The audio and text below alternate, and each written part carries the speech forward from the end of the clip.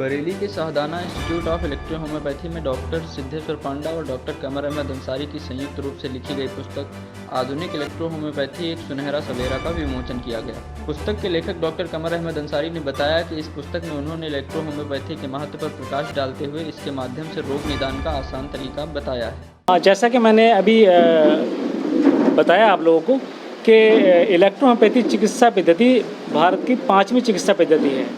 हालांकि ये पद्धति का जो जन्म हुआ था वो इटली में हुआ था और इस चिकित्सा पद्धति के जो जनक थे वो डॉक्टर काउंट सीजर मैटी थे। तो भारत में पिछले 140 वर्षों से इसका प्रचार प्रसार चल रहा है, इसके कोर्सेज वगैरह चल रहे हैं, कॉलेज चल रहे हैं, इंस्टीट्यूट चल रहे हैं, इसकी बहुत सारी संस्थाएं काम कर रही हैं। ये बड़ी ही प्रभावशाली और हानिरहित चिकित्सा पद्धति है। ये इसको हम कह सकते हैं कि ये 100 के 100% हर्बल है। जैसा कि आजकल आधुनिक चिकित्सा पद्धति में जो दुष्प्रभाव देखने को मिलते हैं वो इसमें बिल्कुल भी नहीं है। इसे आसानी से लिया जा सकता है, बूढ़ा, बच्चा, जवान, निर्बल रोगी जो है इसको ले सकता है। और असंख्य रोग जो होते हैं, लाइलाज जो बीमारियां होती हैं, ये उसमें भी कारगर है। तो इस चिकित्सा पद्धति पर मुझे लगा कि ज़रूरत है कि मानसिक और मनोदायिक रोग पर अभी तक कोई पुस्तक नहीं प्रकाशित हुई थी। मेरी नज़र में तो नहीं है कोई पुस्तक जो मानसिक या मनोदायिक रोग पर हो। तो उसको नज़र में रखते हुए मैंने इस पुस्तक की रचना की। और मैं अकेले नहीं हूँ, मैं ही इसका भागीदार नहीं हूँ। मेरे एक मित्र हैं, साइंटिस्ट हैं, वो डॉक्टर सिद्धेश्वर पांडा जी, तो उन्होंने बड़ा सहयोग दिया है मुझे इसे लिखने में। तो मूलतः ये जो है अपना इलेक्ट्रोपैथिक पर ही आधारित है और मैं चाहता हूँ कि इसका प्रचार प्रसार हो और ये जो पुस्तक है इसका लाभ इसके चिकित्सक जो हैं, इलेक्ट्रोपैथिक चिकित्सक EH प्रैक्टिशनर हैं, वो उठाएँ और उसको फिर जन जन तक पहुँचाएँ। कार्यक्रम के मुख्य अतिथि फिल्म डायरेक्टर एवं प्रोड्यूसर सुनील बब्बर ने कहा कि डॉक्टर सिद्धेश्वर और डॉक्टर कमर अंसारी के संयुक्त प्रयास इस क्षेत्र के छात्र छात्राओं के लिए नए आयाम खोलेंगे और उन्हें इलेक्ट्रो होम्योपैथी में अच्छी प्रैक्टिस के लिए उत्साहित करेंगे। सबसे पहले तो मैं बरेली वासियों को बहुत आभार व्यक्त करता हूँ कि मुझे मौका मिला यहाँ आने का। ये मेरी पहली विजिट है।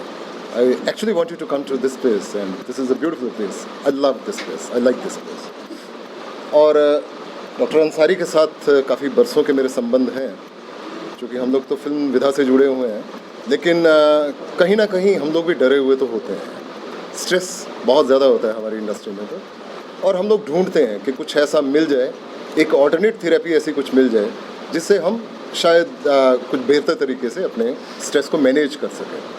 तो उस वजह से मुझे ऐसा लगा कि थोड़ी बहुत जो समस्याएँ आती थी तो मैं इनके साथ चर्चाएँ करता रहता था मुंबई से। तो मुझे लाभ हुआ, मुझे वास्तव में लाभ हुआ इसमें।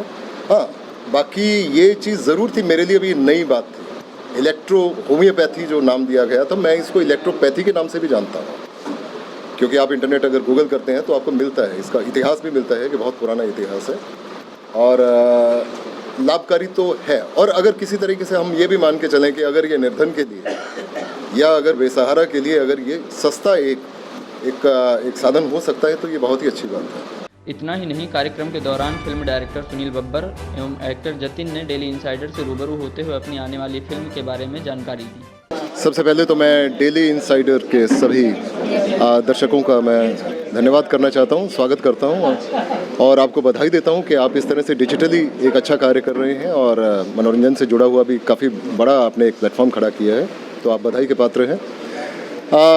डेफिनेटली संघर्ष तो जीवन का एक ऐसा एस्पेक्ट है जिससे हम कभी भी बाहर नहीं निकल सकते। मुझे ये लगता है सर कि हर नई फिल्म एक नया संघर्ष होता है। हर नई फिल्म 0 से शुरू होती है, उसको 100 तक लाते लाते जब तक हम उसका बार बढ़ाते हैं तब तक थकावट भी होती है, ऊर्जा भी होती है, सब कुछ होता है और अंत में अचीवमेंट जो फिल्म की पूर्ण रूप में हमें मिलती है वो होती है। तो ये एक कंटिन्यूस एक प्रोसेस है जिसमें संघर्ष चलता ही रहता है। हाँ, मेरे साथ कुछ ये रहा कि मेरी जो सोच थी, मुझे ये हमेशा लगता था कि भारत के इतिहास में, भारत की संस्कृति में, अध्यात्म में बहुत कुछ ऐसा है जो भाषा की जो बंदीकरण है, ये जो भाषा का जो हम उसको बैरियर कहते हैं, उससे अलग अगर इसको इंटरनेशनलाइज किया जाए, अगर अंग्रेज़ी भाषा में किया जाए या दूसरी भाषाओं में किया जाए तो भारत का जो कार्य है या भारत का जो एक अस्तित्व है वो दुनिया भर में पहुंचेगा। तो इसी वजह से मैंने एंड्स एक नाम से एक फ़िल्म बनाई थी और उसको बेस्ट फॉरेन फिल्म का अवार्ड मिला था, producer of the year award मिला था मुझे अमेरिका में। काफ़ी बड़ा कंपटीशन था, उसमें से मुझे ये 2 अवार्ड्स मिले थे। तो उसने मेरी पूरी सोच को बदल दिया है। सोच को क्या हुआ कि जब आपकी मोहर लग जाती है, जब आप सक्सेसफुल हो जाते हैं, आपको इंटरनेशनल सक्सेस मिल जाती है, तो आपको ये लगता है कि ठीक है, बॉलीवुड से बाहर भी कुछ है। लोग उसको हॉलीवुड कहेंगे, मैं उसको इंटरनेशनल सिनेमा कहता हूँ। तो international cinema based on India, that is my forte. और उसी वजह से अभी मैं फिल्म कंप्लीट करके आया हूँ प्लेंचेट नाम से, और उसमें जतिन गोस्वामी उसके नायक हैं, हर्षिता रोहेला बहुत अच्छी एक्ट्रेस हैं, बहुत फिल्में कर रही हैं, वो उसकी नायिका हैं। और वो फिल्म भी हमने अंग्रेज़ी, हिंदी, फ्रेंच, तमिल, तेलुगु और मलयालम में उसको बनाया है, और OTT डिजिटली और उसको थिएट्रिकली हम रिलीज़ करने वाले हैं। और यहाँ अभी डॉक्टर साहब के साथ मुलाकात हुई, तो डॉक्टर साहब ने एक फिल्म शुरू की हुई है काफ़ी समय से, बताया नहीं होगा शायद अभी तक उस तरह से पब्लिकली। तो फिल्म का नाम है 369 Morni hills. The film is based on hypnotism as well a murder mystery. तो काफ़ी फिर वही बात है, उसमें अध्यात्म फिर से वही संस्कृति आ रही है। और वो फिल्म की आज मैं सर्वप्रथम तो मैं डेली इनसाइडर का धन्यवाद करता हूं कि आपने मुझे आमंत्रण दिया आपके इस चैनल पे आने के लिए। और हाँ जी, मैं अभी एक इंटरनेशनल फिल्म प्लेंचेट नाम से को कंप्लीट करके आ रहा हूं, और ये इसकी शूटिंग हुई है मोरनी हिल्स हरियाणा में, और इसके निर्माता एवं निर्देशक हैं सुनील बब्बर जी। और ये film Hindi, English, French, Tamil, Telugu और मलयालम 6 लैंग्वेज में ये फिल्म बन रही है।